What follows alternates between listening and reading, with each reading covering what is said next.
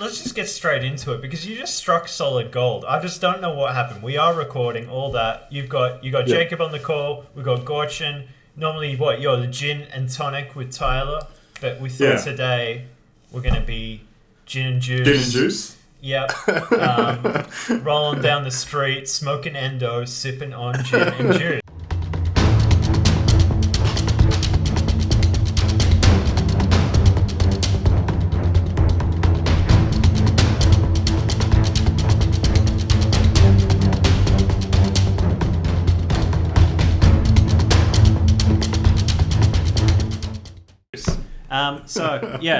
This is Historical Miniature Gamers. We're talking all bolty action today, and I got Gorcin here. We're fresh off the Band of Brothers event, so that was a couple of weeks ago.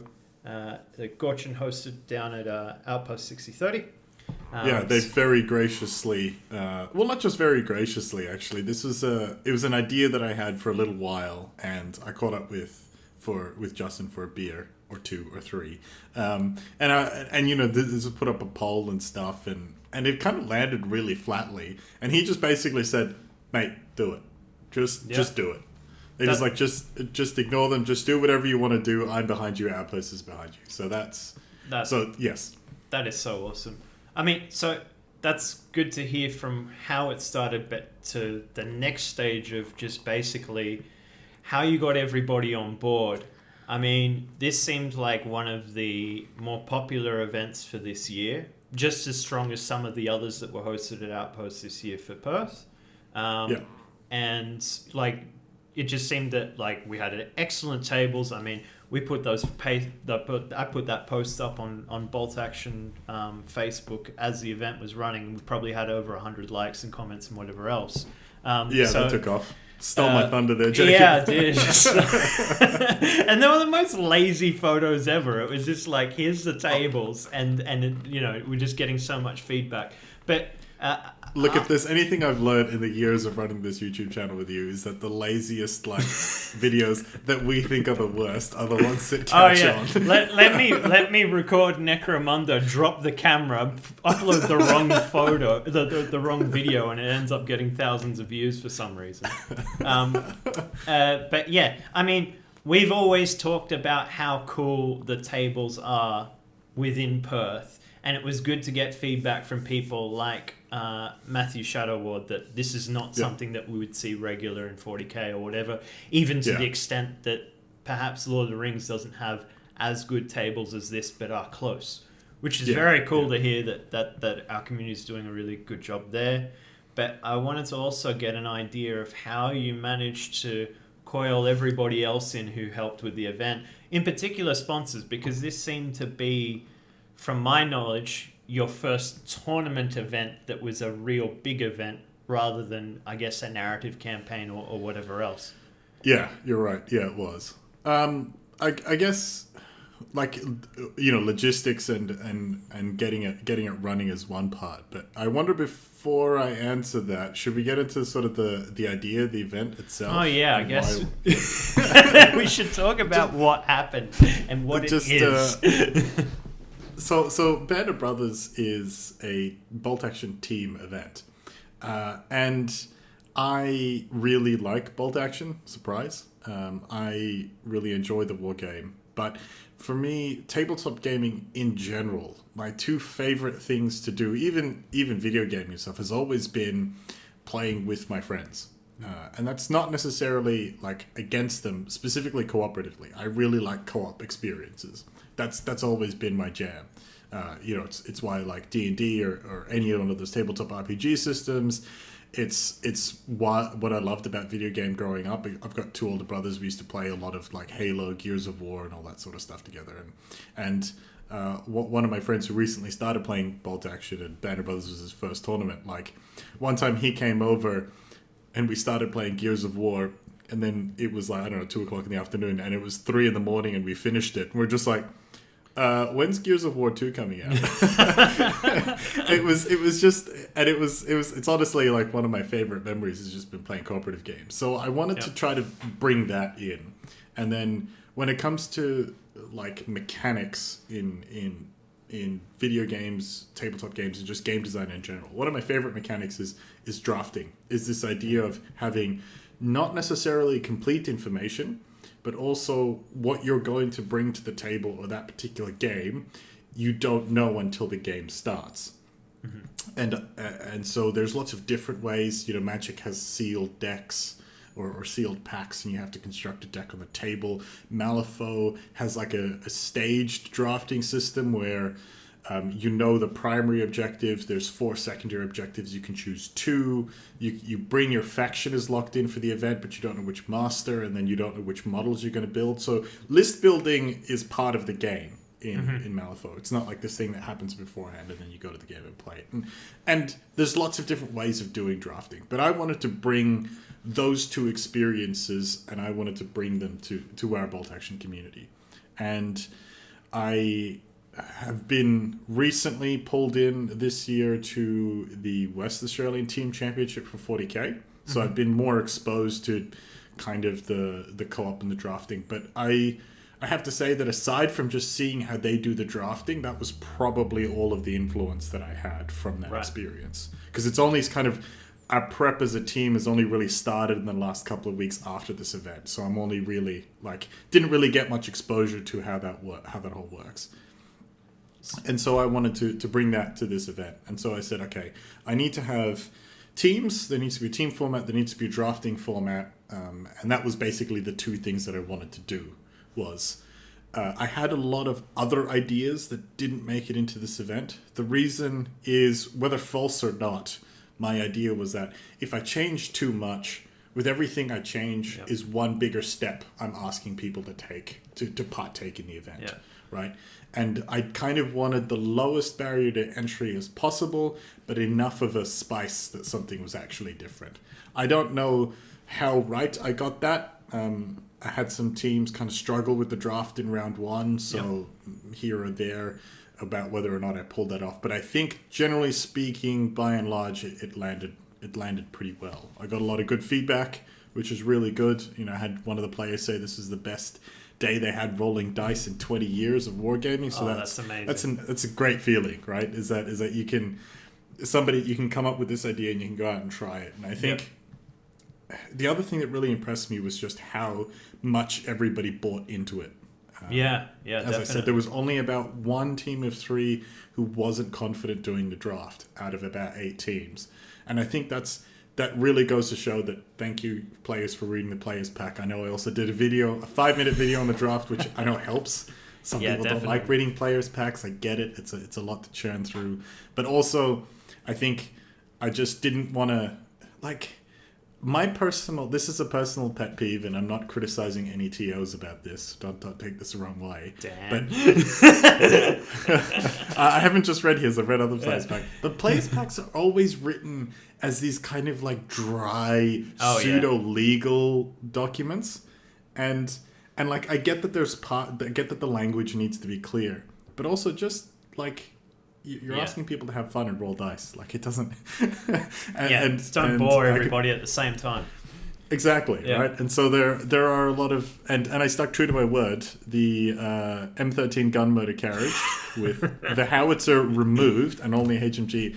not the M13, the one, it's the priest where you take the howitzer off and you replace it with a HMG. Banned. Illegal. Banned. Did not allow it in the I also didn't allow rifle grenades, because if I don't get them, nobody gets them, so fuck all. Yep.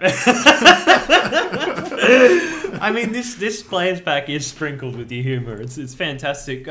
Drafting itself, this is completely brand new to me, but from the way it was presented and run by yourself, it seemed like this was the established method of actually organizing this in the most simplest form. And that's taking it from a person who has never done this kind of stuff. And then... Full disclosure, I copy-pasted it from the... I originally also looked at the way that the World Team Championships are run for Bolt Action. Right. Which is basically, I think it ends up being Europe plus America, and also fair enough. And I basically kind of went, what's the way that I can take steps out, but there's still some involvement? Yep. No, that's fantastic. And then the rest of the pack feels very much in the same vein as most things that have happened this year for Bolt in Perth, but dialed up a notch. You know, we're all familiar with side objectives, but let's just chuck like 15 of them at you or something like that. And then, we see the last few events we've been looking at how to play. It's been very interesting mentally on developing lists with restrictions within low points limits and how creative that can be. And how that can really... For me, that just pulls out the whole... I don't know how to word it, but basically it's getting too long in the day for these games to be having 1,000 points, 1250 or whatever else. The fatigue hits me, but it doesn't at these lower point levels, and I'm really enjoying it. And it just really makes you think, because it's just like, this isn't a points level that is standard. So you need to think outside the box on what you can and can't take, and then we obviously go into all the side objectives, and there's some... extra spicy things in there that helped guide people to creating their lists, which was really cool. So let's get straight into it. So the draft process. So we can. Sure. So basically, the thing that I wanted is I made all the lists public after the submission deadline. Once I had gotten all of them, and that was again one of those barriers to entry that I wanted to remove. I thought about doing, it's called a closed draft, where you don't have full information of your opponents, but I made it open, so you could study the lists before the event, after they'd been submitted, and you could, when you met your team ready for the draft, after the matchup had completed, the two teams would meet at a set of 3 tables, and basically the teams would duke it out across those 3 tables. At that point, all of the lists were open, so everybody could see everything. And you rolled off. Team A put down 2 teams, 2 lists. Team B put down 2 lists. Team A chose the matchup out of those 4 lists. And then the other team then picked the table. And so the idea was that the mission was locked, so everybody knew what mission you were playing. And then you had kind of some play here. Because Theatre Select was open, so I was expecting to see quite a few flavors of lists, especially when you're by yourself in a single event, playing as a singles. With Theatre Selectors, you kind of have to build an all-comers list, right? Because you don't know what you're going to come up against, so you kind of need to have an answer to every threat, every problem. And so what I was hoping for in this kind of team environment was that would get mitigated. You'd have teammates, and so you could go nuts with your list because your other 2 teammates are going nuts, and then you in the draft, you might have you might counter a few styles of lists, but be countered by some, and that can be controlled in the draft. And then your final chance to claw that back if you got a bad matchup was to get a good terrain table. I mean, it was great because it kept both teams engaged, regardless if they were taking priority or based on the roll-off. And then, in my team, we kind of built quite similar lists, but we knew the play styles of each player innately. So we could see where someone might have a strength against another opponent. And that may not be the opponent that we know, but perhaps the list that they're taking. And it very quickly came down to, okay, this person has a bit more armor threats. Who can handle this the best within our team? And we'd have that discussion, and then we'd go from there. And otherwise it'd be like, who's more comfortable on what kind of table, and we place the matchups that way. And that seemed to make it really fresh, even, and it was good because you may get matched up on the same series of tables. So a series of 3 within your team, and then, but you may play a different play style. You may be able to talk to your teammate and go, "How did you fare on that table, and what did you do here and there?" It was really interesting. I found it really, really enjoyable. We got to keep doing this.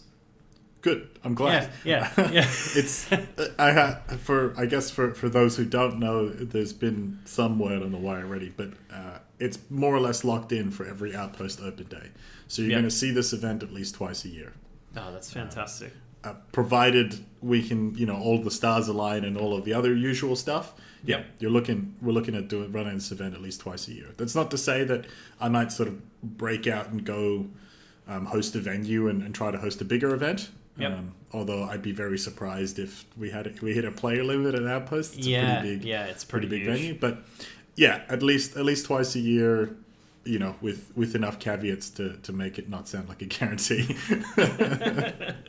Awesome. And so, that all of that design, I know that a lot of the times, particularly when we talked about list building and scenarios, we always had kind of work backwards. But I think for this event, I actually had to kind of work forwards a little bit. I said, okay, I went to the end and was like, I want 3 rounds of teams versus 3 fighting each other across tables, and then I'll just random seed Swiss pairing and call that a day. And I said, look, if they end up on the same tables, at least hope that your draft goes well and you don't end up on the same exact table. Although that did happen, which is it's inevitable. If you've only got 4 rows of tables and 8 teams, 3 games, you're going to get some double ups. It's just the nature of the beast. And so once I knew that I wanted that, I said, okay, well, how do I make that all work? I pulled up one of the schedules from the previous tournaments that was run at Outpost. I looked at the day and I said, I don't think it's going to take half hour to draft, but I don't want to force the players into doing something at a speed where they have to be familiar with it the first time they do it. Right? I know that when I did it on camera, I think the video took 6 minutes, and that was me explaining the draft. But I didn't. You have to walk to the table. You got to say hello. You have to inspect lists. And then after that, you then have to go to your table and actually set up and play. Yeah. So I pulled half an hour out of each game for the draft. But I also just didn't want to turn an 8 to 5 day into an 8 to 5:30 day or something like this, especially for Sunday. I know the Albany guys drive up. It's a 4-hour drive back. I know that 90 minutes out of a whole day doesn't sound like much, but I think it was a big ask, I think, for me anyway. So I needed to pull basically 25% of the time out of the game. And I've played Bolt Action at 750. I've played it at 500. And there's not a linear relationship with points, right? It kind of seems to be that 500, it's like 45-minute, 1-hour game. And 1250 points, it's like a 2.5-hour game. Yeah, definitely. Oh, so it's a sliding scale. So I went, okay, I'll knock off about a couple hundred points. And then, I was looking at different points. I was like, 750 is like a nice, just 25% off the top. But I played 750 and it feels weird. Like it doesn't quite work. Yeah.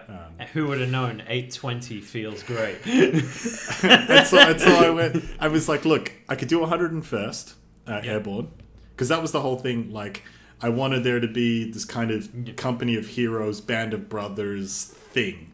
And I'm happy to drop this little Easter egg. The event was originally called Company of Heroes. Right. But I decided against that. I went with Band of Brothers because I didn't. We'll get to that maybe when we talk about future versions. We'll save COH for me, I guess. yeah. But in future events, what's coming next, we can probably talk about why I dropped Company of Heroes as a name. But more, I also wanted to lean on the camaraderie a little bit. So I went, okay, can't do 101st Airborne because I ended up with 110 points or 1,001 or 1,101. I don't know, it just didn't seem cool. So I was like, well, why don't I just go 82nd? And I was like, I can't give you 82 points. So I just whacked a 0 there. But fine, stuff it. 820, we'll call it a day. Yeah. And then this next part here, I think, I don't think I was as consistent with my logic as I would have liked to have been in hindsight, but I think it worked okay. So, as I said, I put all these things in place for there to be different lists. 820 points, it's a team event. You've got a draft, so shitty matchups can be accounted for, and you kind of hope to force a shitty matchup on your opponent. Does that make sense? Yeah. Right, and so. But having the agency to do that is the key thing. Is I don't want you to just go, I just got randomly paired against this opponent. It's like, no, your captain went, you're going to ride the bus, buddy, because somebody has to do it. And yeah, you might lose, but because you got that matchup, we're going to go smash these other 2 games and we'll come out fine as a team.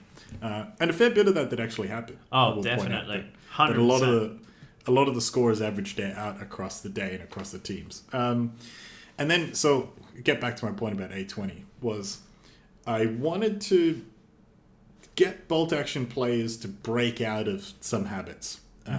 I know we talk about medium tanks being overcosted. Yep. I've won a tournament with 2 medium tanks. We talk about MMGs being terrible, and I've won a tournament with 3 MMGs. And we talk about higher officers being overrated, and I've run a list with a first lieutenant and a captain. This was New Dawn, nuts. And I got a win draw. So not a great result, but also not terrible. Yeah. And so I was like, well, it can be done. And so the first thing that I did was let's add all 3. Exactly. Yeah. I made captains permissible as a replacement for an LT. Yeah. Or captains are higher. Not my brainchild. It's actually in the rulebook. If you go to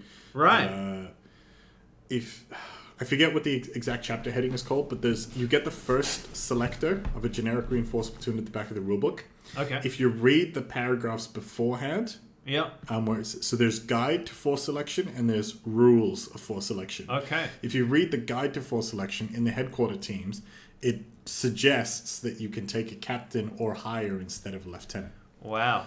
Because coming out of this event, we'll get to everything in a bit, but the strength of those higher officers is amazing. They're really useful.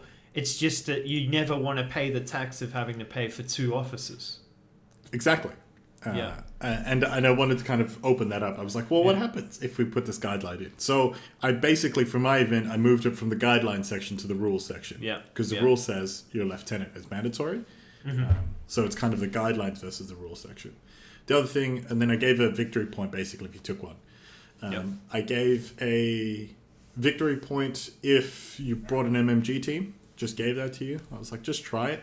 Yeah. I'll give you a free victory point. It's no big deal. And then the last one is I gave a victory point if you had a medium tank or heavier that was alive at the end of the game. Yeah.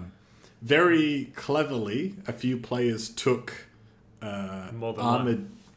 They took the tanks that basically have been stripped of their weapons and used as transports, like the Sherman Ram. Yep. And so you had like 3 or 4 armor 9 carriers. And like, look, fair enough. I can't argue that. The logic is sound. Has the armor value. it has the armor value 9. I had some players ask if they could take 8 but counts as 9, and I said nope, it's got to be medium 9 base. Yeah. And so that was, and this is what I'm saying was a little bit inconsistent, where I tried to open up and remove all of the barriers that people would have about taking skewed lists. Yep. And then I said, here's a victory point for a captain, here's a victory point for a medium tank, here's a victory point for an MMG. And I basically said, you get 3 victory points if you spend 350 to 400 points how I tell you to spend them. Yep. Yep. Which, I get it. Like, I think everybody said it was really cool and they took stuff they wouldn't take before. Awesome. Yep. But at the same time, it was kind of... You see what I mean by inconsistent? It was a bit incongruent, right? Yeah. But Did you see anyone going against the flow? Just saying no? Yeah. Yeah. I had about... I did the math on the Facebook page, but I think the number was about half. Yeah. About half took all 3. Or at least... I think about half took at least 1. Okay. And there was like... It was probably closer to 60-65% that took about 1. And it seemed to be a thing. There was about, another third, I want to say, that only took... No, it was less. About a quarter that took 2. And only, like, even less than that took only 1. So it was very much a case of all 3 or 0, if that makes sense. For at least what I saw from the players.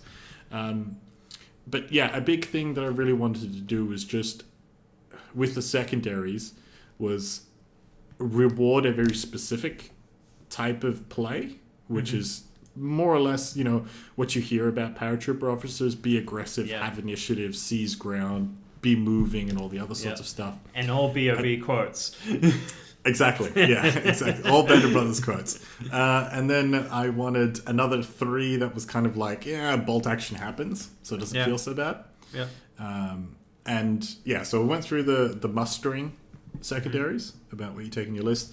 The other ones I had was Hio Silver was charge a unit, and your charging unit dies as a result. You get a victory point for skewering your own unit. Skewered that boy from Kokomo's, the famous scene in Band of Brothers where he shanks his buddy in the trench coat. That's if you foobar and shoot at a friendly unit, so you just have to roll dice. You don't have to actually score a hit. Easy 6, Easy Red 6. This is Battle of Bloody Gulch when they're calling in artillery against the German counterattack for Carentan. That is basically if you hit yourself with some form of observer. So rookie pilot, your artillery strike hits one of your own units. Get this goddamn platoon of the move. That's if you snap two or more dice at once. So that was kind of another reason to take a first lieutenant or higher. I personally like that one. It kind of pushed me to do a play style that I never do. I always ignore snap 2.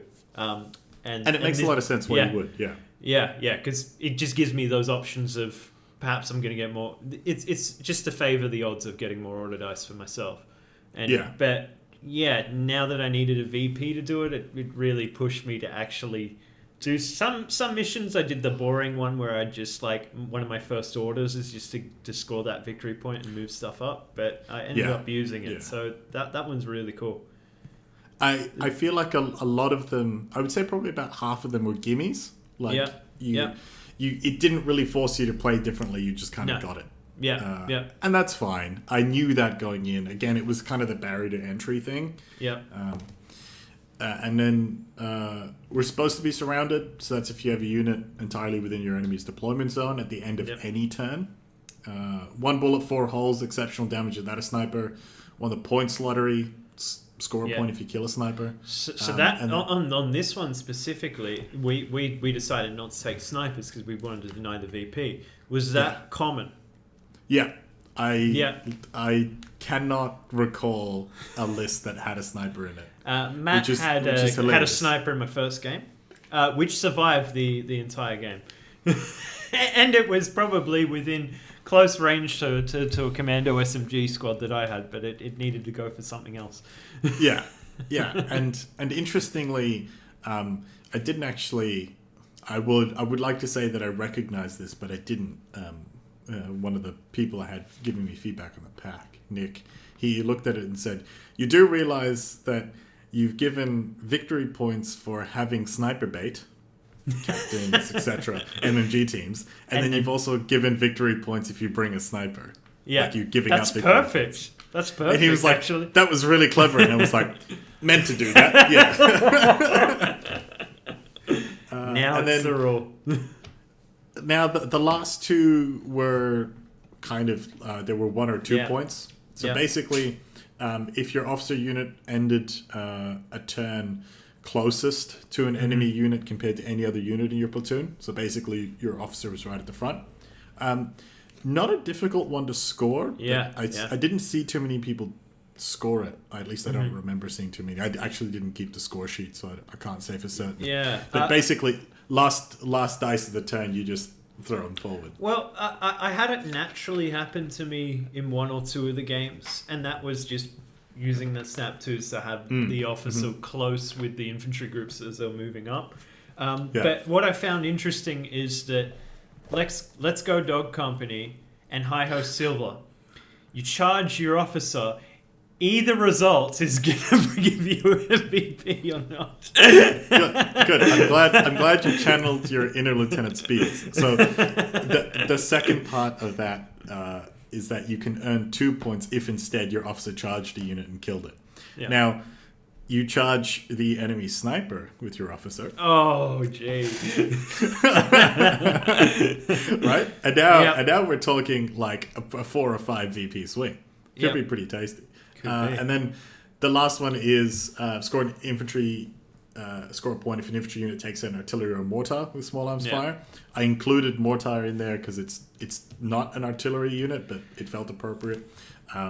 Instead, score 2 points if you do it with an assault. I'm glad this one was infantry. because I could just quite easily see armored vehicles and whatever else getting behind the enemy lines quite easily compared to getting transport with an infantry force. MMG, something like that. Yeah. So that was actually really cool. So And again, that's one of those things where if you do that at the right time, you're scoring silence those guns, and maybe let's go Dark Company if you do it with your officer. If you do it against a sniper, there's another one. And then if you bounce off and go into the deployment zone, you've picked up 8 VP off like one charge. Yeah.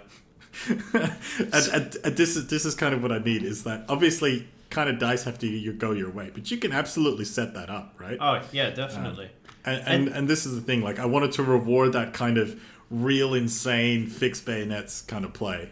Perfect. Speaking of, I'm not sure if a side objective is some kind of the norm in other systems. It's picking up steam. Yeah. Okay. 40k takes it to the nth degree. Okay. And I actually kind of like the challenge that it presents the player. But I totally get that it's not for everyone because it requires a fair amount of homework. You know, there's dozens and dozens of side objectives. You can only pick one from each category. There's like 6 categories, so you can only pick 3, and each one is scored differently. So you have to build your list to score secondaries and then identify what your opponent's bringing. It's a totally different thing. I get why it's in there, and I like it from a game design perspective, but I also get why a lot of people don't like that. I totally get that too. And so I didn't want to do that, right? I didn't want to go that way. And for example, in a game of 40k, you can earn up to 45 points in primary and up to 45 points across your 3 secondaries. So it's 50% of your game score comes from your secondaries. Right. Malifaux is the same. You can only ever score 4 points off your primary, and you can score 2 points off of 2 separate secondaries. Right. Necromunda is not like that. Necromunda is very much just what that specific exact mission is. You know, players I've seen in campaigns where people are kind of doing side objectives, but it's purely loot. It's not like victory points, and that makes sense because it's a campaign system, right? Yeah, a progression game. And so it's pretty standard. It seems to be one of those things that if there is a competitive intent in the design of the game, secondaries are in. That, at least my observation, that's the split. Yeah, sure. Something like Wings of Glory is not designed to be competitive, so it doesn't have secondary objectives. Yeah. Got you. And how do you think, looking back, have you placed the right number? Do you think there was too many? There was not enough? Are there any kind of things that kind of hit you post, maybe listening to players or whatever else, and say perhaps that wasn't necessarily fun or whatever else? I think, interestingly, and this was a little bit by design, again, kind of some of these inconsistencies in the pack coming through. But again, I want to point out that I'm aware that I was inconsistent about that, but it's the barriers to entry thing, right? If I was purely consistent, it might not be a fun thing to do without actually knowing how it works. I picked missions that have very high scoring potential. And so then the idea was that if the intent behind that one was I wanted to have a really reliable way of separating wheat from chaff, right? Like, I didn't want people who were just having small wins end up against opponents who only appeared to have small wins because the mission you could only score 6 points. I wanted people who scored 15, 20 points to go up against people who had scored 15 or 20 points. Does that make sense? Yeah, I mean, it did feel equal across the board that the mission versus side objectives was just as important, and not necessarily I'm just here to rack up these points here and that's going to get me across. So yeah, no, that was very clever. And so I think the secondary total was, I want to say it was like 9, maybe 11 or 12. I mean, I can count them now, but it's around 10. And if you look at something like Sectors, which 10 dice list has, again, assuming a full tabling, has, if you lose no auto dice of yours, you take Yep. all 10 of your opponents, which is 10 points, Yep. and then you get all 10 of your dice onto their zone. That's 40 points Yeah. Yeah. for one player. That's, again, assuming a complete 100-0 Yeah, yeah. swing. And Demolition obviously has the win-loss con. Yep. But Yep. it still has auto dice, which... And most bolt action games get pretty lethal anyway. So you're Yeah, talking... yeah. I think my pack was limited to 12, so, Yep, that's Sectors goes up to more than that. But, Demolition, again, 12 plus the win-loss in the base, plus another 10 for secondaries. And Yep. I think Demolition was actually where the secondaries counted the most. Oh, yeah, definitely. And Bite and Hold, which is the mission that I wrote, which you can get it to in a second, actually has a 20 VP swing. Yeah, right. If you control all 4 and you control 0. But depending on how the mission goes, it could be a very small margin where your Yep. secondaries come back in. Because if both of you are fighting stalemates, then it's all secondaries basically. And so that was kind of the idea, was that I wanted to get I wanted to reward players who were playing holistically, but I didn't want there to be a case of I'm not going to play the mission, I'm going to play the secondaries and I'm going to win. Yeah, yeah. Which it's not the style of play that I wanted to reward. No, which definitely is why not. I was a bit short on some of the secondaries. I think I'm definitely going to change some of them for next event. Yeah, but yeah. Keep by it and large, interesting. I think they were okay. Yeah, fantastic. Speaking of, should we get straight into missions? So Yeah. we had 3 in the pack. Bite and Hold, which was your own special one that you've written. We'll get into It's that. in the HMG mission pack. It's available. Oh, fantastic! On our website. Is that mission 1? Is that what we got? Yeah. All right. Fantastic. So let's make a commitment right here. Your events. Are we going to have a new mission per event? You said that we might do one every 6 months or something like that. Oh, I like that. Yeah. Yeah. Called it out. We're in. All right. Let me rephrase. We'll have an HMG mission. No, I'll do a new one for each event. Yeah. All right. I'll do a custom one for Fantastic. each event. All Let's right, do it. Fantastic. All in. I think one of the things that I was very humbled by was I posted the mission and the pack a couple of months in advance. Yeah. Just the sheer number of times that mission got played in the 2 or 3 months before the event was incredible. Yeah. And I actually I wonder, it's something that I'm really cautious about is when I'm going to any tournament is only playing mission 1. Because what I'm very concerned about is that I do really well mission 1, and then I come against somebody who's just a really good player. Yeah. And then yeah. mission 2, I'm just like, I have no idea how to play this mission. I don't have a strategy. And then of course player 2 just puts me in the bin. Yeah. which I will point out has happened several times, which is why now whenever I go to tournaments is I play them backwards. Right. In my prep games, I always try to play mission 3 first because I know I'm going to be my weakest at, right? Yeah, I'm gonna be fatigued. Yep. I'm going to be stressed if you're doing really badly, you have a couple of losses, and or if you're doing really well, or even overconfident like I was. Exactly. We'll get to that. Yeah. So mission 1 is Bite and Hold. This is I wanted to kind of capture something that I read a lot about in World War II military handbooks, or just military field manuals and stuff in general, is this idea of phase lines. You'll have your kind of, and this is true at any scale, so we'll just do it at sort of the company platoon level, right? So your company will have a headquarters, and your battalion will be given an objective, and your company will be assigned a sub-objective. Your platoon will be then assigned a smaller objective within that. And you end up with this tiers where you have a mustering area where if you're an infantryman, this means putting down your long-range pack.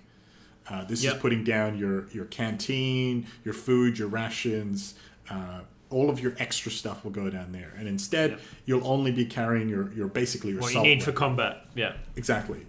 More, you'll put everything down, you'll load up more hand grenades and stuff like that. That goes into basically either a squad or a platoon HQ. Then you'll move to your rally point, where you will get set with the rest of your platoon. And then either at a specific time or a specific radio call out, you will then conduct your attack. And each squad, platoon, company will have phase lines that they need to achieve. They're basically like finish lines. But once you get to that finishing line, you don't stop. You then have another one. And then you have another one, and then you have another one. So the idea being that you have these kind of galloping attacks. And the idea is that if two squads meet one phase line, but the third one doesn't, they can then assist without pushing forward. You can kind of envelop and support each other. I wanted to capture that in a mission. And of course, you can't do that because your bolt action guys don't carry rations. Maybe in a future pack. But the idea being is that you have 4 objectives, and the table is split into 4 sections. You have your zone, which is 12 inches from the board edge. And that can be your platoon HQ, can be anywhere in there, basically. Then there's a semicircle on your half. And from the table center. From the table center, and then you put your objective there, and it can't be on the center line, so you can't put it on the center. It has to be somewhere in that half. And then your opponent does that, and you basically alternate with the deployment zone, half circle. And then the way the objective, and they can be anywhere.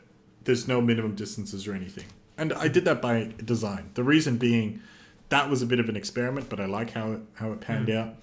The reason being is that I, as a platoon commander, don't care where you put your objective.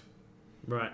I care about my objective. I've decided that this church, this hill, is key terrain, and if I control this key terrain, I will control this battle space, and I can push you out of this zone, and I will achieve my objective. That's kind of the thing that I wanted to capture. So I wanted people to be looking at tables, and going, what is the key terrain? Not just terrain that I can grab, but terrain that I can hold. Hence bite and hold. And then the way that the scoring works is the one in your deployment zone is worth 1. The one next is 2, then it's 4, then it's 8. So again, rewarding that really aggressive play. But you can't just trade end zone objectives. No, because then you end up with the same amount of points on each side. Exactly. So that's really the thing that I wanted to capture. And I left up to 25% by order dice in reserve is allowable, but not required. And again, just kind of this idea that your platoon might conduct an attack, you might leave a reserve element, and you'll bring that in at a key time, or you might flank a position, and that happens after the objectives have been deployed, which means that if your opponent, you can bait your opponent into doing an outflank, or if your opponent has made a mistake, you can outflank onto an objective. So there's again, it's this kind of, it's a weird form of drafting, right? You don't know exactly what's coming, you don't know what to expect, and then you have to make up decisions on the fly. You have to adjust your game strategy. So that was the idea behind Bite and Hold. And now that I've talked about somebody who's run an event the whole time, what I want to know is, what was your experience of the draft, of playing, of list building and round 1? Before I get to that, just want to very quickly ask you, with developing Bite and Hold, how much was this played with yourself on a table? How did you come up with it? Did you just start drawing on a whiteboard? Did you have a match just solo against yourself to actually get this done? Or was this just all written? I did what our scenario list building... I didn't do what our scenario list building says, and I did not playtest this. How does this end up being one of the better missions I have played? My impression was, just like I brought up with the side objectives, just like I brought up with the drafting, that this seems to be an established mission from somewhere else. It's, I think objective placement used to be much more of a thing in war games. I haven't seen it so much nowadays. You kind of see this lean on symmetrical objectives or predictable objective placement. You know, if again, sorry, I hate that I'm doing all these 40k analogies, but look, this is it's how everyone will understand it. Yeah. It's where like if you go to any 40k player and say it's a 5 or a 6 objective, if you say it's a 5 objective game, 2 maps immediately appear in their head, maybe 3. Right. If I say it's a 6 objective game, they go, okay, it could be either this one or this one, right? And there's variations on the theme, but because they're 6-inch diameters, their table sizes are smaller. I think they're 60 by 44 or whatever, right? So it becomes like it doesn't really change all that much. There's only so many places those objectives could be. Yeah. Well, distances is the key thing. Yeah. Because in 40k the deployment zones and the mission are locked, whereas in other game systems they're not. You could have different deployment zones for different missions. Yep. But basically what ends up happening is in 40k games you end up with at least 1 objective in your deployment zone, sometimes 2. You'll only see the 2 in a 6 objective game. You'll end up with 1 that's about 5 inches of movement away, and 1 that's about 9 inches of movement away. Or you'll end up with an additional 1 that's at 9. And that's pretty much it. And so the exact deployment zone and all these other things change. And I get the consistency, I get the reliability, I get all of that. But that to me is not what makes military history war games. Like we talk about bolt action being a Hollywood simulator, and I agree. But I'm like, this is doesn't mean it has to be. Right? And I was like, okay, can I convey some challenge that some platoon commander might be able to face somewhere? And so I was like, look, man, I'll just chuck it out. Like,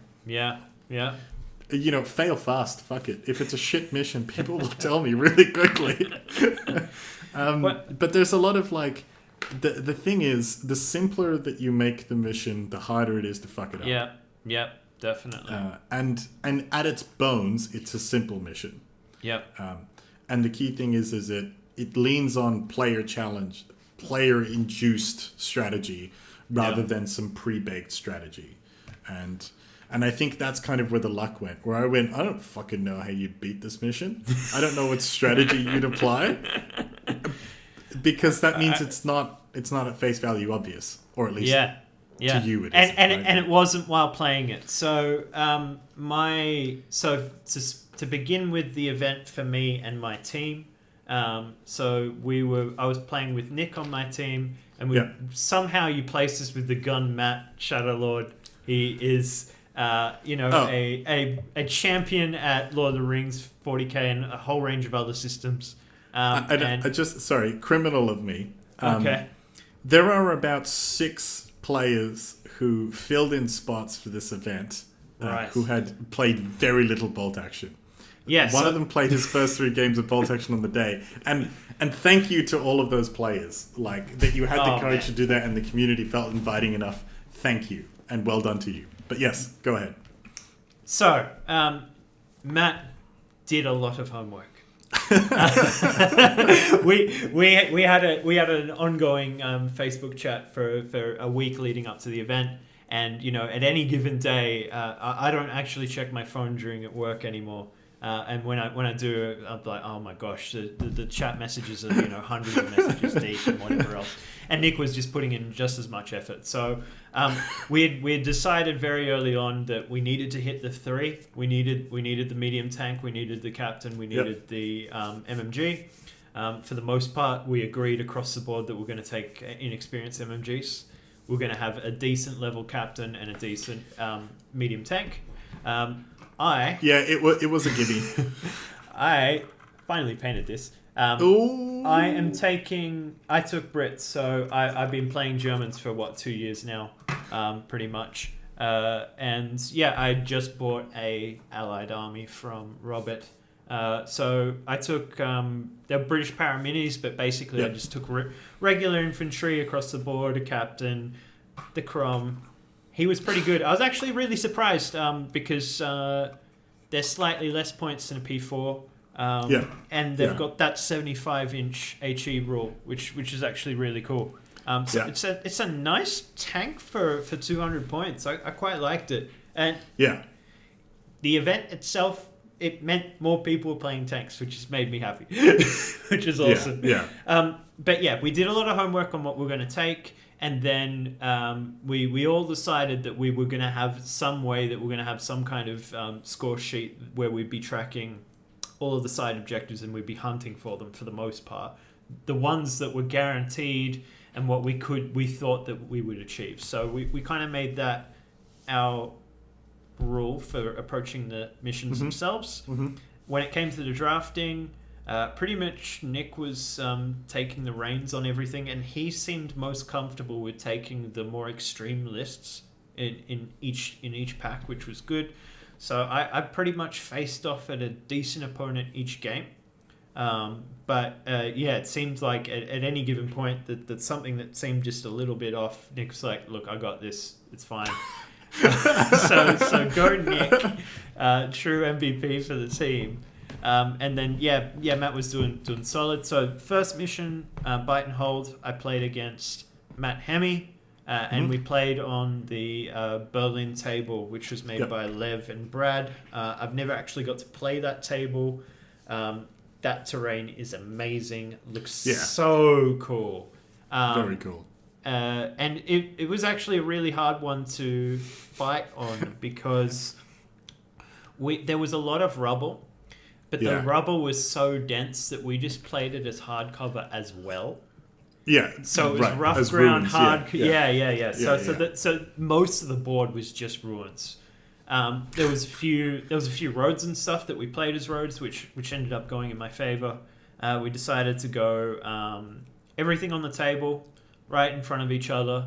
Started off with tank duels. Started off with MMG duels. Amazing. And roughly about the same amount of infantry on each side. He pretty much had this commanding ruin that took up probably about maybe I think I know the map one. At least like the presence of this piece of terrain would probably be, I don't know, a third of the table that it could cover from any point in time, and it's oppressive. And it had multiple levels to these apartments and all this kind of stuff, and he had a lot of his stuff on ambush within that piece. But I managed to get quite lucky. I managed to get a truck full of SMGs, so I had 8 commandos in that. Nice. And then a flamer in a jeep as well. So they moved in unison with each other. Had the Cromwell on the other flank, and then my kind of main infantry just going through the middle. And there was just the way that it came out. I've been trying to focus on having things supporting each other. So I talk about it in another episode with Dan that we haven't really put out just yet, but where for a long time I'm counter deploying.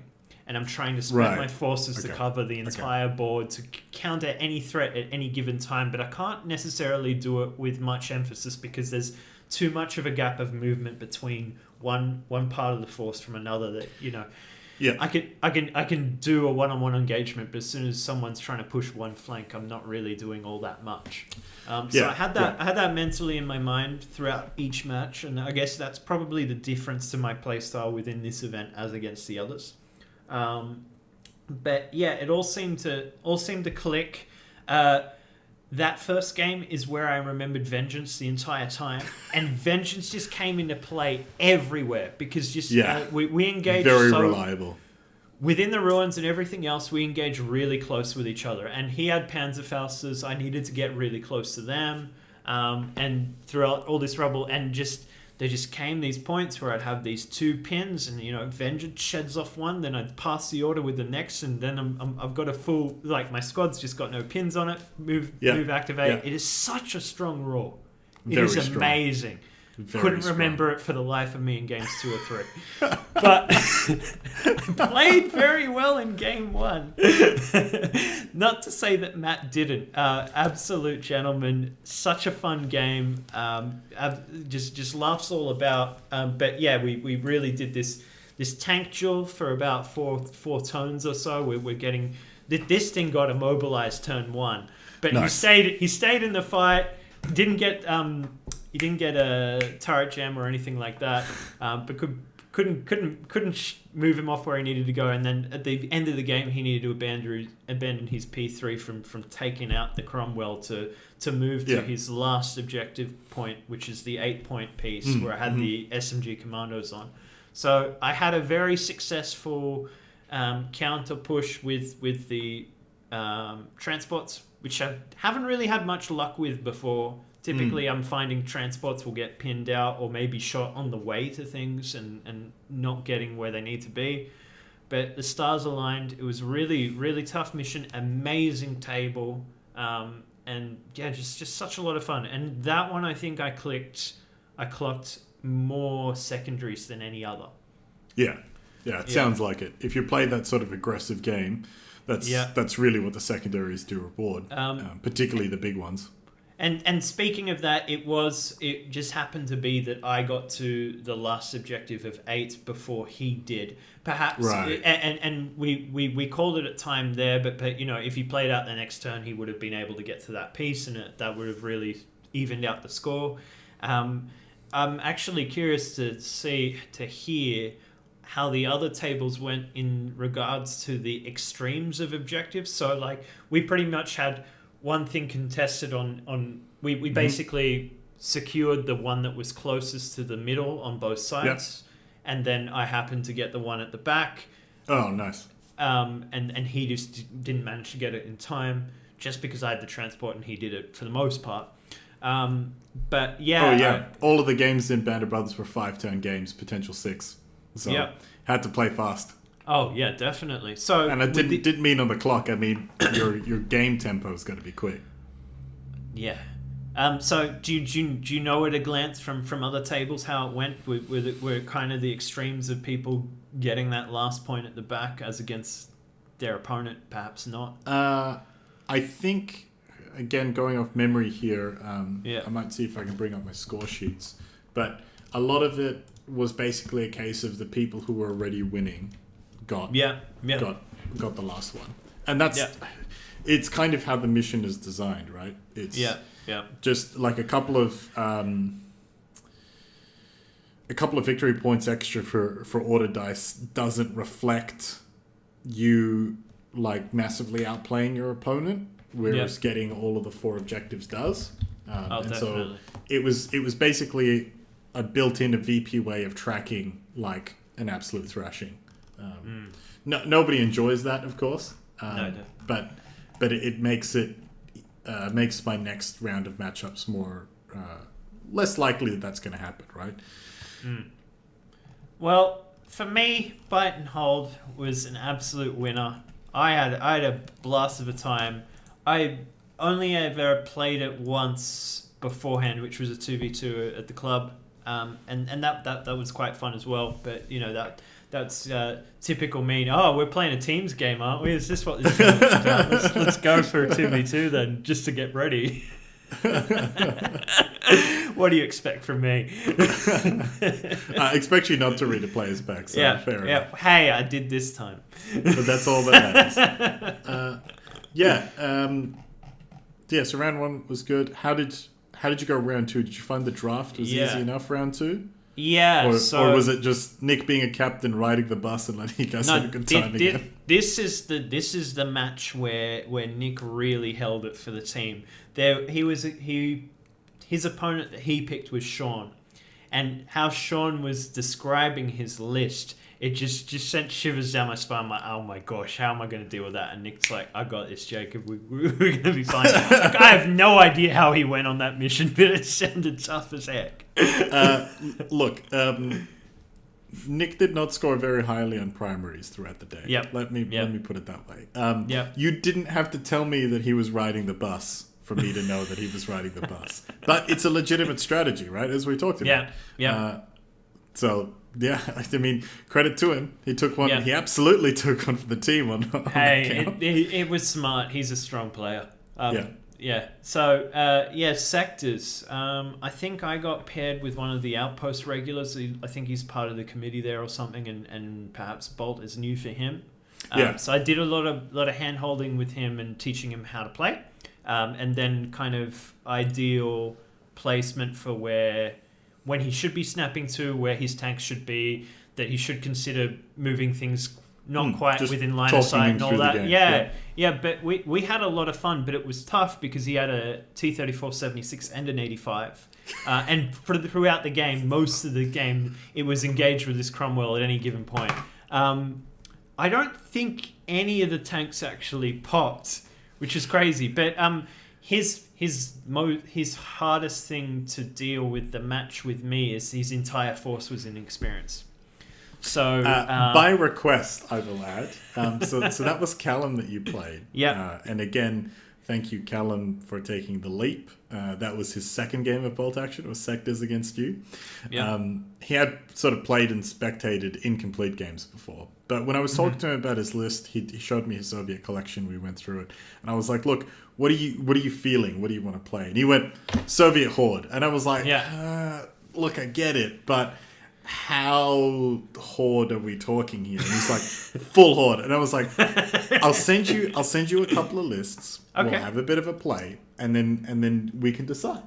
And he was like, okay. So naturally, I started him with CeeLo Heights, right? Yeah. The two T-34s. I only put one Ziz 3 in there originally, just one. Yeah. And I gave him, I can't even remember. I think it was a couple of the anti-tank rifle teams. Yep. Just a nice, good smattering of all good things Soviet. But there was a couple of veteran tank rider squads. Well, I think they were regulars with SMGs. And I was like, look, here's kind of how this plays. You get your T-34s and your regulars will take distant ground. Supported by your Ziz 3. Use your anti-tank rifles to plink some stuff. Stay in the backfield with your free squad and your two inexperienced squads with your captain. Use that to hold objectives and to stop, basically stop them taking ground. You might not kill stuff, but just stop them from taking objectives, right? And then he was like, I was like, I can go more horde, and he's like, more horde. And I was like, oh, okay. And then I took another variation of that list, which I think is the one that you ended up versing, which is 4 inexperienced squads at 10, a free rifle squad at 12, 2 T-34s, a 76 and 85, and 2 Ziz 3s. Yes. And some other stuff. And then he was like, I really like these big guns. And I was like, okay, I know we like big guns, but why don't we just... I'll show you this other list. And then that list was kind of more my style. Yeah. Engineers in a truck with body armor, 1 T-34, 1 Ziz 3, tank riders, and then inexperienced and regulars to hold the backfield. Kind of an all-comers list. And he was like, nah, big guns, big horde. And I was like, all right, fine. If that's what you want to do, that's fine. And not did I not realize this at the time? He only had 1 Ziz 3 built and 12 Soviet infantry or something. Built. Yeah, right. And this was Wednesday night, and the event was on Saturday. And he smashed them out. He built them and painted a lot of them. So that was incredible. And I was like, look, okay, cover is your friend. You're going to need cover because everything's inexperienced. You're going to need your captain in the right place at the right time to activate your key forces. I was like, but you're going to have a hard time hitting stuff. So just keep moving forward, keep taking ground, move cover to cover, and just run them over with your horde. And he was like, okay, I can do that.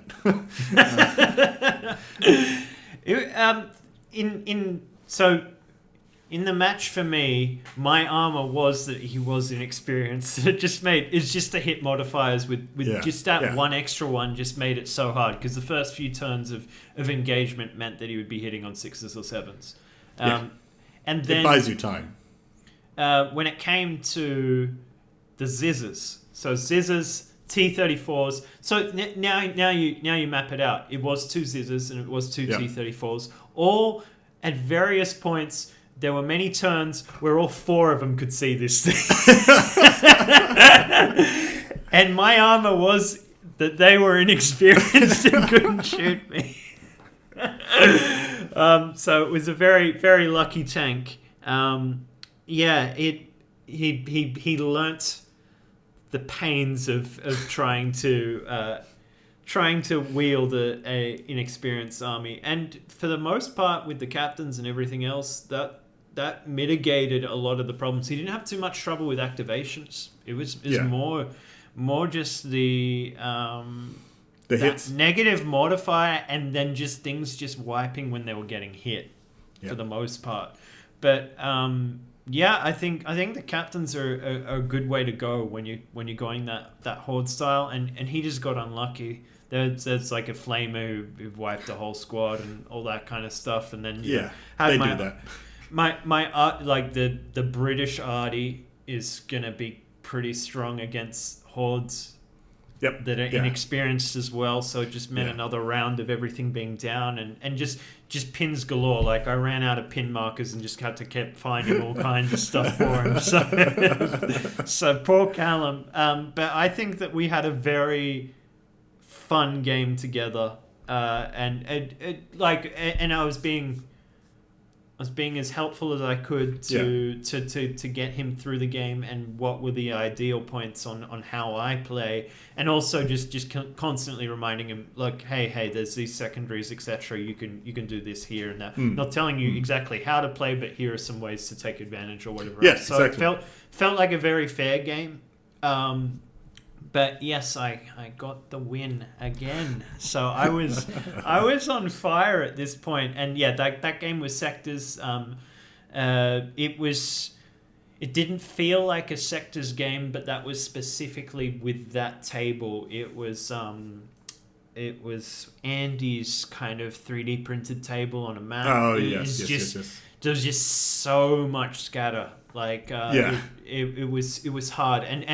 And for me to take the win away from Callum ended up being I had one or two more units within his opposing sector rather than anything else. It was probably even across the board for kills and actually secondaries. So I think all that happened there is I was just happened to be in his style. Right place, right time. Yeah, for the most part. I was actively thinking about that, and I was also conveying that to him, like, hey, you want to get this as closer to here than that, but.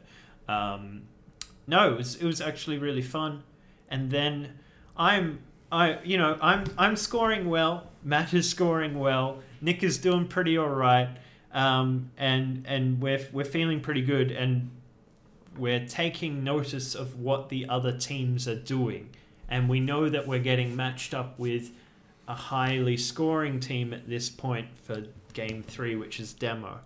Yeah, and at this point, I was like, how can I don't think I can ruin this. I think I might understand bolt action. I might know how to play this game. And then I just saw, so we faced, so I called it home team RHG versus Outpost.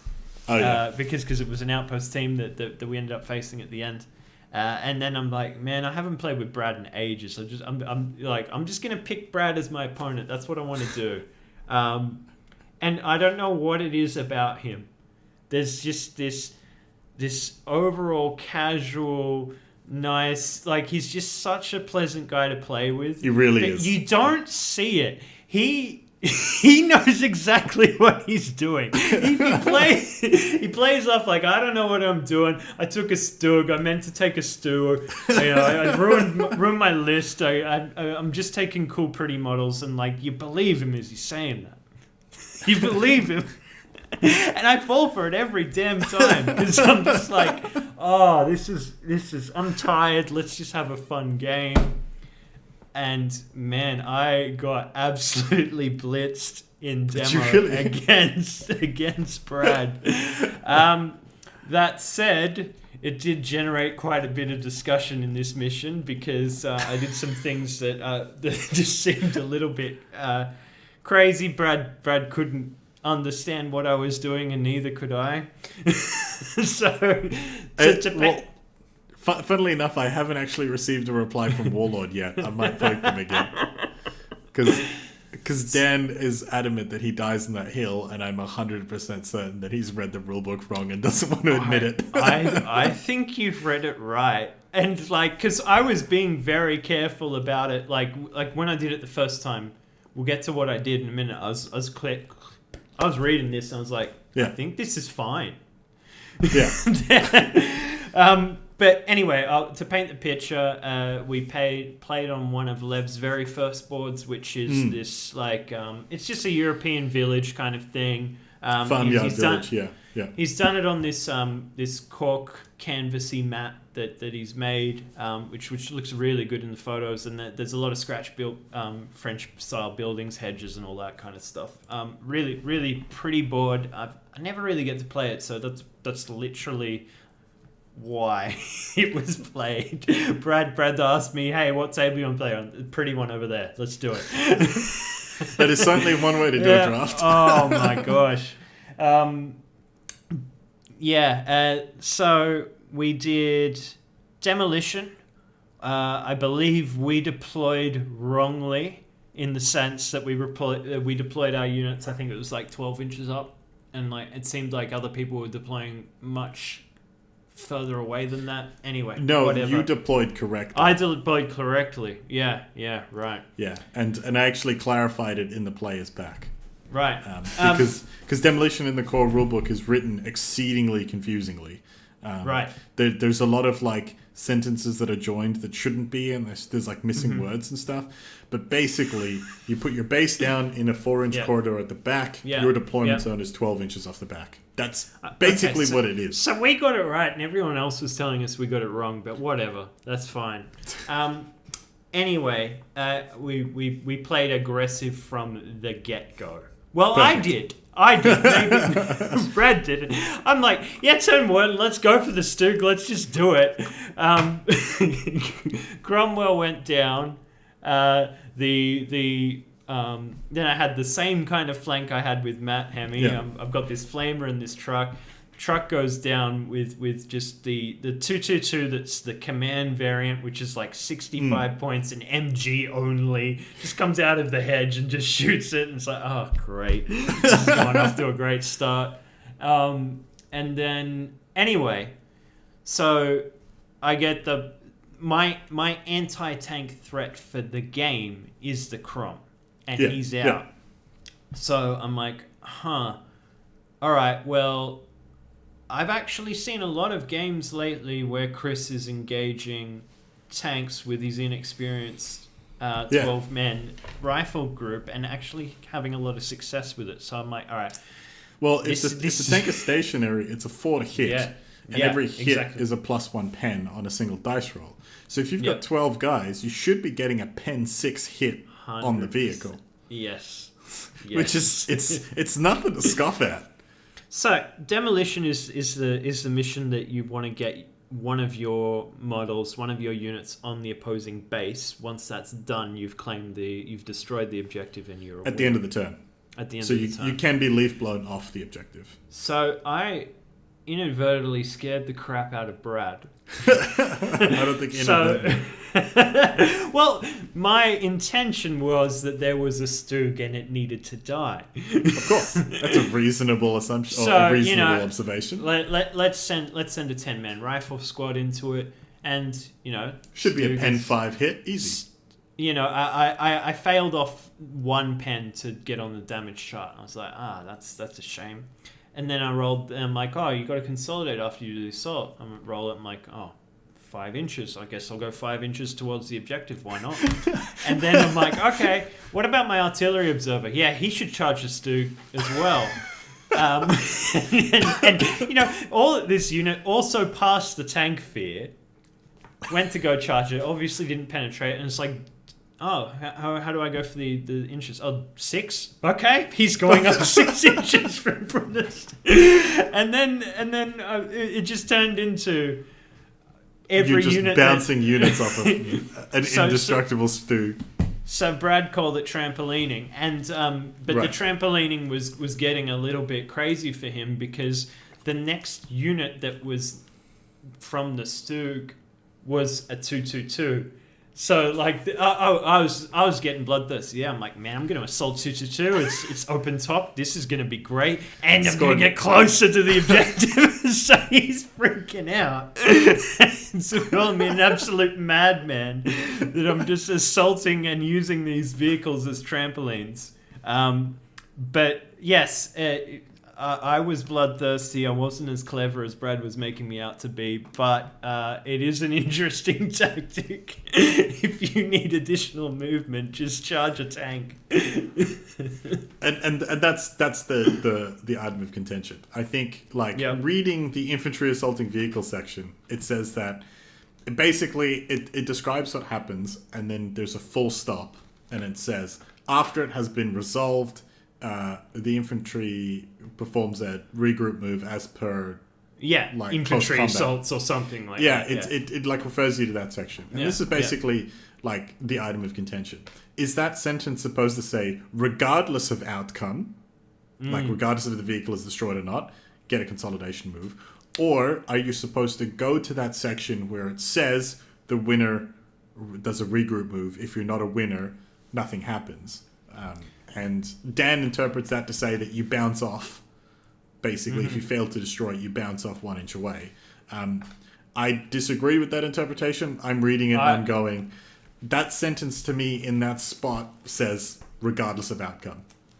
So we'll let Warlord get back to us on that one. Yeah, I would like to. I have no skin in this either way. This is just how it reads. Yeah, This isn't me trying to make up for what I did in that mission. Yeah, and you guys did actually call me over for that. I'm not sure if you remember. Yeah. And I remember reading it, and I was like, "Yep, that's fine by me." And like that's the bane of being a TO, right? Is that you make a call. Sometimes it's wrong. And that's but you fine. have to at that point in time. You just have to wear it. So yeah, that's. Yeah, I can't quite find it right now. Yeah, but, it doesn't matter. So so you guys actually ended up coming out on top. Despite my complete failure against Brad, but now thinking back on this, I've actually never won a game against him. Really? And it's and I just I admire his painting. I love his style of just how he is as a person. It just makes me feel comfortable. But it is just a great guy to play games with. Yeah. Now I think back on all events that I've played, and it's actually rare because he's always taking Germans, and so do I. So it's rare that I get to play him, but when I do, he does come out on top. That's not to say that he's a good player. He just doesn't like talking himself up, but I do. I very think Brad's humble. Amazing. Brad's very humble. Yeah. So you guys came out on top as your team. I beg your what? So what a great name, and how good were all of the team names, mate? Yeah, I'll actually. I was just going to say I'll read them out. So you guys were top allied team. Yeah. Top Axis team was Kampfgruppe Rückenproblem, which it's the FGR. I haven't quite gotten in the back of my throat yet with my German practice, which is Battle Group Back Problem, just in case. Nobody caught on to that. Who was in that? So that was Matt Hemme, Nathan Patrick, and Jeremy Meredith. Yep. So they 1 point behind them. 1 point was the Riders of Rohan, which is the Outpost team. That's cool. And then the other team, which I think was the younger group in Outpost, is the Festung Italia Waffles, which is Fortress Italian Waffles. Right. Fair enough. Then the British team, the other British team we had on the Allied side was the European Transport Union. What a name! Fantastic. This is originally a group of Jono B, Michael Andrews, and Oliver, and that got born out of Michael's bicycle shenanigans that he pulled in the previous tournament, where he was at, I think it was Axis, and he just rode around on bicycles just assaulting people and murdering them, and he was winning all of the assaults by just bicycling up to people and murdering them. I just loved it, and he had such a cute little game aid next to like his inventory. There's this tiny little bike. I was like, oh man, I need that. That's amazing. Then we had the Armchair Generals. Hogan's Heroes, which is the team from Albany, and then we had a team of Soviet players, which was the privately prickled prancing ponies of Theophilus Thistler or something. I think they tried to give me like a tongue twister, so I'd have to say it a few times a day. Right. And instead of saying that, I just called them TP6T because I was like, I'm not playing a game. But fantastic team names. One of the things that I did want to point out was that even though the game had some pretty high VPs available, All of them ended up between the lowest score was 53 and the highest was 80 across the day, across the teams across the day. We had all of the Axis teams were either at 80 or 79 VPs, all three of them. So they performed very consistently throughout the whole tournament. The team that won ended up on 57 secondaries, and the other guys ended up in the 30s. So I think I counted the secondaries separately for tournaments, but I count them as VPs for the mission. So that I think it's actually quite interesting that the VPs were the same, but there was a 20-point secondary difference across the team. Yeah. So interesting point there. When it comes to the allies, we had 53, 58, 60, 72, and 99. So you guys were actually 72, but you had more wins. Okay. Yeah, so you guys had more wins. And so that was really, really fascinating day. Really good scores that came out. I think probably a good time to sort of touch on logistics. I think you originally sort of started off as like, how did I get so many people involved? I think was one of your first questions. It's really boringly, one was get the event up early. Talk about the event regularly in as many of the Facebook groups that I knew about. What I found was that it was a lot of the same people interacting with the posts, but every now and again there was one or two more people. The other thing that was, I don't know if this is the right thing or the wrong thing, or if I should be encouraging TOs to do this, but as the teams started filling up, I basically just reached out to players that I knew and said, hey, your name's not on the list. This event's 4 to 6 weeks away. Can I get you a team, or can I get you on a team? And that's so a good way to play it. A lot of it was kind of not necessarily manual, but a lot of it was just reaching out to individual players and be like, do you have a team? Do you have a team? Do you want a team? Can you come to this event? Are you available? You're not available. I started doing that maybe about 2 or 3 weeks out, maybe a month at most. I'm really glad that you did, because it's just so much harder. That do I have a regular group of friends that can go with me to this event, and is everybody available? Yeah. You know? And that was actually one of the reasons why I settled on a team of 3. So it basically came down to breakpoints, right? So if I had 9 players, it's a round robin day. Everybody plays everybody. If I pay 12, there's no point doing Swiss pairing, just random seeds for all 3 games and avoid double ups where you can. Getting to 15, we're talking buys. Getting to 18, maybe do a little bit of matchups, but don't go crazy. 21, buys again. 24, that's when we're starting to get really good numbers. I know most of our events range between 18 to 25 pretty reliably. And so I went, if I go teams of 4, what does that look like? I was like, at 16 players, I've got 4 teams. I was like, what? And then if I go to 6 players, I'm like, I basically have to get 24 players of the events dead. And this is, of course, while I'm sitting here writing a players pack. A lot of the World Team Championships for Bolt Action, the Team Championships for 40k are based around 6 players. The drafting process is not fundamentally different, but there's even more agency. So you basically put down 2 lists, and then rather than one of you automatically picking one, you put down a third and remove one of the other ones. So you play this, and that's all done like closed. So, and then when the lists are down, it's actually not a full list; it's just a faction and that sort of thing. So you're thinking, what are all the options? But I'm getting sidetracked. So I wanted to get those. I was like, I'll go 3. It gives me, if the thing bombs and nobody wants to come, I can get 9 players. It's about 4 or 5 from Outpost, 3 or 4 from RHG, 1 or 2 somewhere else, and I'll play. There's 9. We'll have a good time. I'll get to sit around and play Bolt Action with my buddies anyway. What ended up happening was I originally had, at highest point, I had 36 players signed up to the event. Wow. Damn. And I know I've sort of talked about it on the podcast a few times, but it actually ended up closer to 60 by the time we got to final count. Not registered, but I had 60 players who knew about the event. Who were interested. Who either wanted to go but couldn't because of some other reason, or came. unfortunately, what then ended up happening was we lost a couple of teams, lost quite a few, got down to 24 players, and then COVID started. Yeah.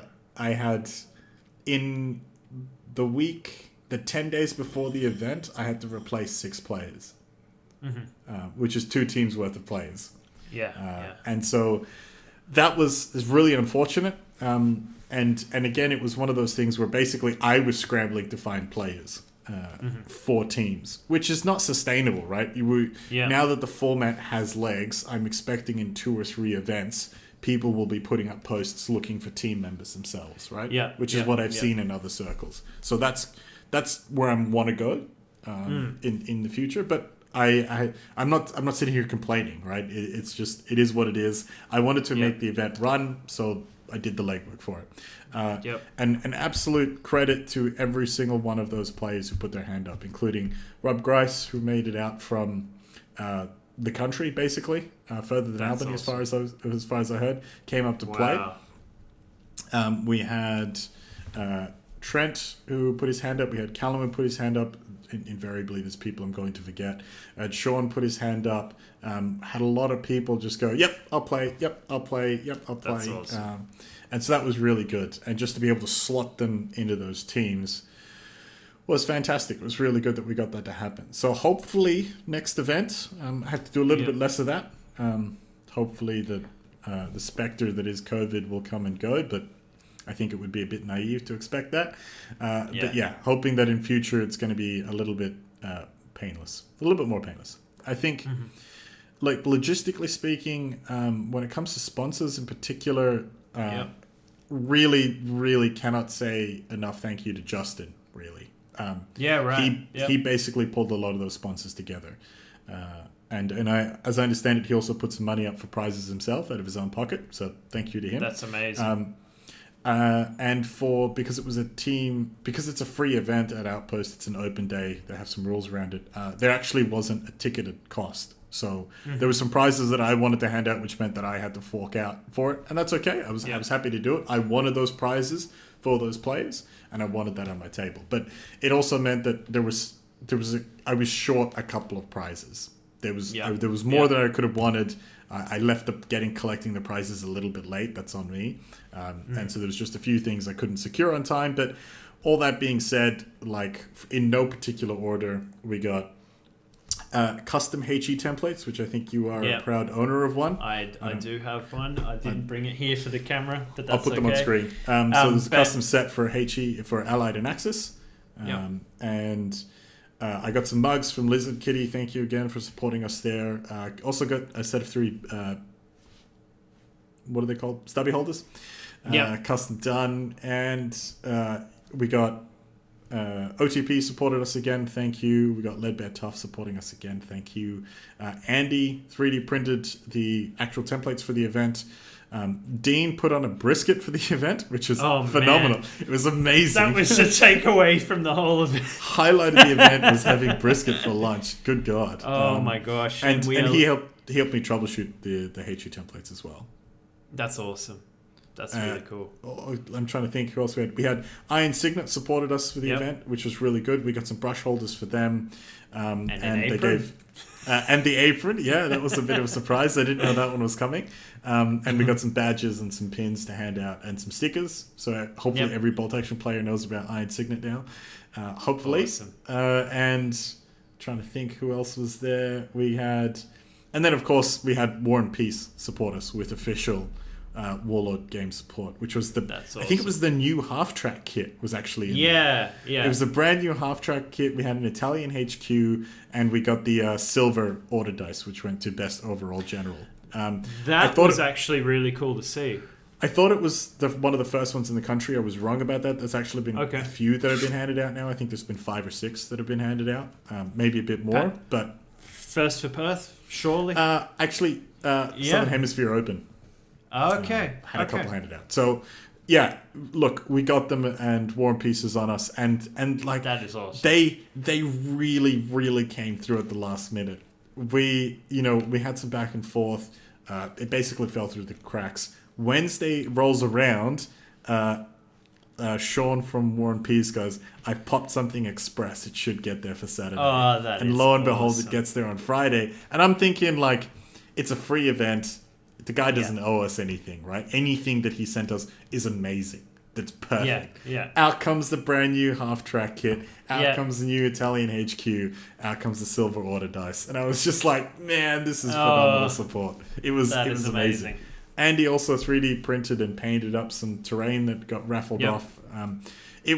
I'm certain there's something I forgot. We just got Rob Grice custom made a pen, bolt action pen as well. That pen looked amazing. Yeah. That was the prize that I took from Southern Thrust. It wasn't obviously not that pen, but it's a phenomenal pen. They're so good. Oh, they are so cool. And so it was just great to have everybody on board and supporting us and getting behind the event. And I asked Barry from Leadbear for a couple of prize vouchers, and he was just like, "Do you want 8?" And I'm like, "No, come on, man, you're trying to run a business. This is a free event. I'm not taking 8." And he was like, "Okay, I will give you however many you ask for, provided that everybody who helped you organize the event gets one." And I was like, "Okay, fine, fine." What a twist my gentleman. arm. And speaking of him, I sent him an email because I did end up getting one of those vouchers. I'm like, look, I know that you're really trying to help us here. How about you just give me one of what you have excess of stock in? He's like, no, I will not take that. You have to tell me what color you want. I'm like, all right. I know. He's such a gentleman. I wasn't kidding when I told you, like, the best thing about the Leadbear voucher is that you get Barry as a pen pal. And the second best thing is you get, like, literally the best stuffs I've ever had.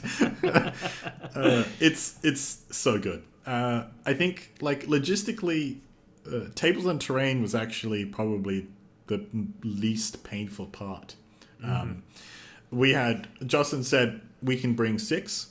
And I said, okay, I'll bring 1 that I wanted to get done anyway. I'll bring 1. I'll grab a couple of spares from Dan because I know he's got some flat pack ones. And he doesn't live too far from me, so I grabbed them. And then basically I had a bunch of players ask for the Albany guys if they could bring some of their tables. And I reached out to them and they said, how many do you want? And I was like, look, I think they're 3 doing all that traveling as well. Yeah. Car fully packed. Yeah, so they went 500 Ks with 3 tables of terrain and stuff. And they also offered to take the round 3 buy, just in case it needed. We were flirting with odd teams for a very long time. As I said, we went from 23 to 21 to 22 to 19, and then crawled the way back up to 24. So it was a lot of blood, sweat, and tears, but we got there. And they offered to take the round 3 buy, so they could get home a little bit earlier. And in the end, with a lot of new players as well. So we hope to see you at the next events. Yeah. Thanks, guys. That was awesome. Absolutely. Thank you to everybody, all of the players, especially those who really just made that last bit of effort to make sure the event runs. Was really critical. So, come back. I think January 2023 is the next one.